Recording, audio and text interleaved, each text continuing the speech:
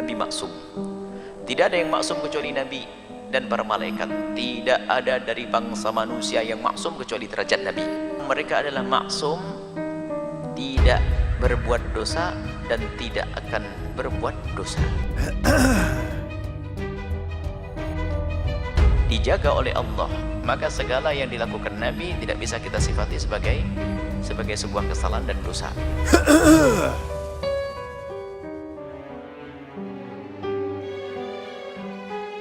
Bahkan Nabi kadang lupa, tapi ternyata lupa Nabi sengaja. Allah menjadikan Nabi lupa untuk diikuti di dalam hal tersebut.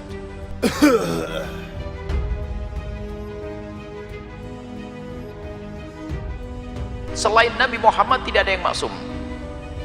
Sahabat tidak maksum, istri Nabi tidak maksum. Nabi adalah maksum, tidak akan melakukan sebuah kesalahan dan dosa. Tidak ada kezaliman keputusan Nabi. Nabi berjalan dengan wahyu, Nabi berjalan dengan petunjuk dari Allah, Nabi berucap dengan wahyu. Kasairil malaikati. Maka ismatuhum meyakini, ini termasuk yang wajib kita yakini ada pada Nabi. Selain daripada 4 sifat tersebut, kita harus meyakini bahwasanya Nabi adalah maksumun, mereka maksum wajib. Baik, kalau orang punya pegangan ismatum, Nabi itu maksum, nggak ada kesalahan bagi Nabi, tidak ada dosa bagi Nabi, tidak ada salah bagi Nabi. Nabi berjalan dengan wahyu, berucap dengan wahyu, wa ma yantiqu 'anil hawa in huwa illa wahyun yuha, tidak berucap kecuali wahyu yang telah diwahyukan oleh Allah kepada Nabi. Nggak ada yang salah. Ismatuhum maksum.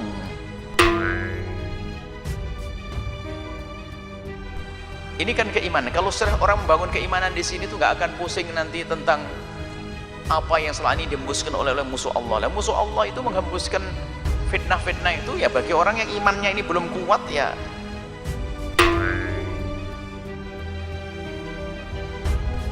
Apa itu Nabi istrinya banyak, katanya umatnya boleh 4 tapi dianya 11.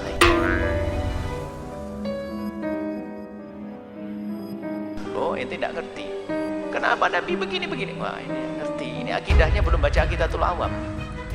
Kalau baca Aqidatul Awam kan selesai bahwasanya Nabi itu maksum. Apa yang terjadi itu nggak ada pilihan Nabi, itu perintah dari Allah dan petunjuk dari Allah.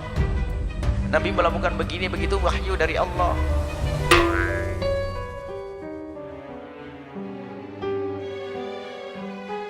Makanya jangan kita mendebat kepada orang yang mencaci Nabi dengan apa namanya? Dengan perilaku Nabi seperti itu. Kan tapi tanyakan, kamu kenal Nabi Muhammad atau tidak, gitu saja. Kalau tidak kenal ya wajar tidak kenal. Saya kenalmu sejauh mana? Kau anggap apa Nabi Muhammad? Coba, kalau tanya kepada ahli iman kan gampang. Nabi Muhammad itu apa sih?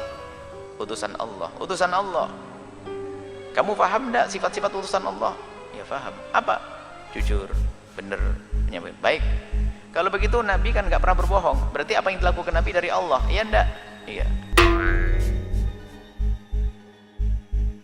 Terus apa yang dilakukan Nabi bagaimana? Ya pasti petunjuk dari Allah. Selesai.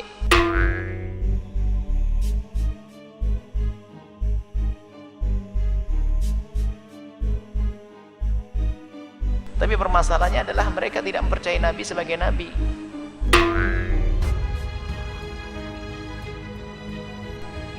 Tidak mempercayai Al-Quran sebagai Al-Quran. Makanya sangat buang-buang waktu kalau kita mendiskusikan tentang poin-poin yang ada di dalam Al-Quran dan poin-poin yang dilakukan Nabi kepada orang yang tidak beriman kepada Al-Quran, yang tidak beriman kepada Nabi.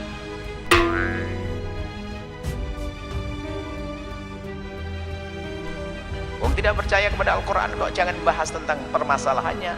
Tanyakan to the point, kamu percaya kepada Al-Quran atau tidak? Kan ada orang kritiki Al-Quran. Kadang-kadang terjebak dalam debat dan diskusi. Kita mendebatkan tentang masalah ta'adud, poligami, tentang hak waris, tentang hak talak, kenapa ini.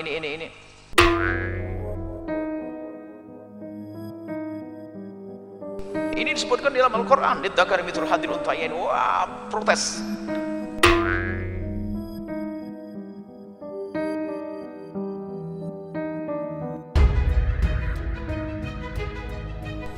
Lu tanyakan dulu, jangan mendebat. Kalau masalah hikmahnya akan diberikan kepada ahli iman. Misalnya hikmah waris itu begini, itu bagi orang yang beriman biar mantap hatinya.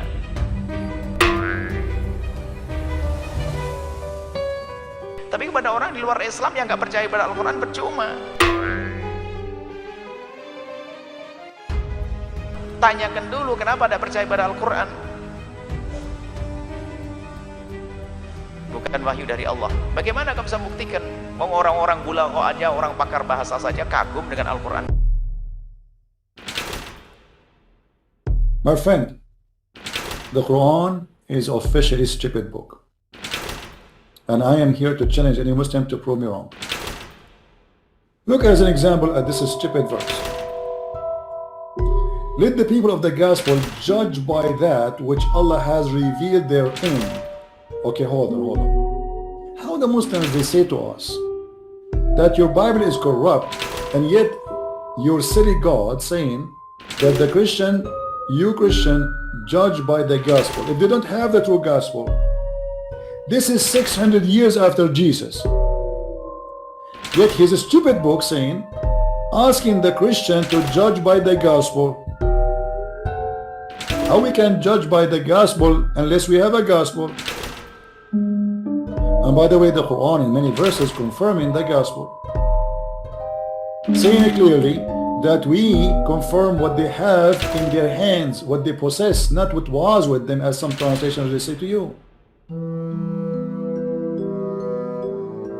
And you know, if you read, you will see that this is the most stupid thing. I mean, look, here he is talking about something, and suddenly he jumped to Sulaiman and start talking about magic. Okay, what this have to do with the verse before it? Nothing.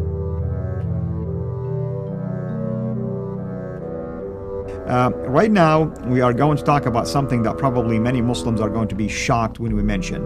The 31 different Arabic Qurans. You've heard me correctly. The 31 different Arabic Qurans, and the number is still counting. The hope, I think, Dr. J, is to find the 37, basically. Now these are current day. These are modern day Qurans. That's right. They're all in Arabic. These are not translations. We're not That's talking right. about English translations or right. Urdu translations or French. These are Arabic Qurans, all of them different. Correct. And not just a few. We're talking about tens of thousands of differences.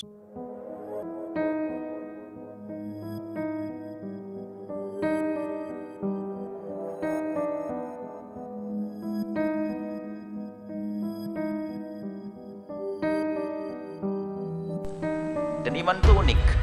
Makanya na'udzubillah yang punya prasangka buruk kepada Nabi.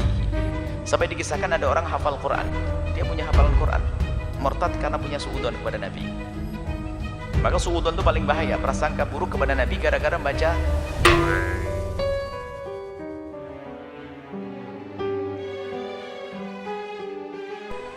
surat tentang Sayyidah, tentang Zaid bin Harithah dengan Zainab, Sayyidah Zainab. Zaid bin Harithah dinikahkan oleh Rasulullah dengan Sayyidah Zainab, yang pada akhirnya Allah yang menceraikannya. Allah yang menceraikannya, kemudian setelah itu Sayyidah Zainab dinikahi oleh Rasulullah.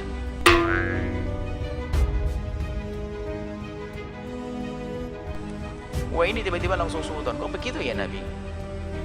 Punya suudzon karena kan referensi yang dibaca salah.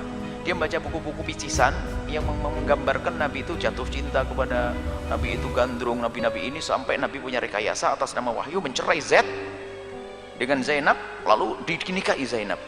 Nah ini kan propaganda barat yang dia baca begini percaya. Makanya hati-hati dengan referensi kafir itu. Sehingga orang tersebut karena dia hafal Quran, subhanallah, dia mulai curiga dengan Nabi. Nabi kok begitu ya Syed? Spontan dia keluar dari iman.